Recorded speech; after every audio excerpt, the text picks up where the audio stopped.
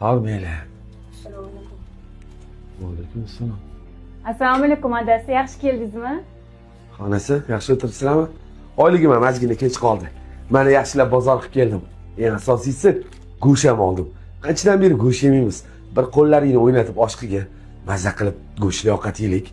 Baraka toping adasi, yaxshi ham borsiz. Rahmat. Nimaga o'g'limizning kayfiyati yo'q onasi?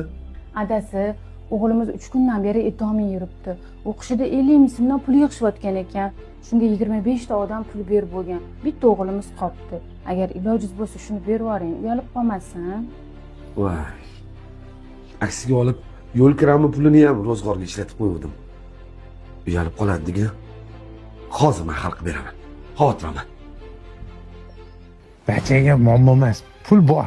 Sen gaplashsang bo'ldi yaxshi. Shokir, boshqa tizimsan. Savdolar yaxshimi? Bekzod.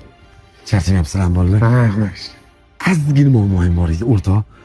50 ming so'm pul berib tursang, zo'r bo'lardi, Shokir. O'rtoq, erkak kishining uyida ham 50 ming so'm pul termaydimi? Men 100 ming olib qo'ygan, uyalmaysanmi?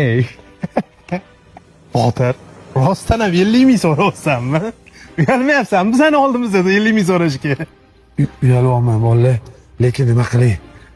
O'g'lim 25 ta o'rtog'ini oldida maktabda uyalgandan ko'ra, men sizlarni oldingizda uyalganim yaxshi. O'rtoq, haqqingni albatta qaytaraman. Rahmat. Dünya Xudoning mulki, atrofim to'la tulki.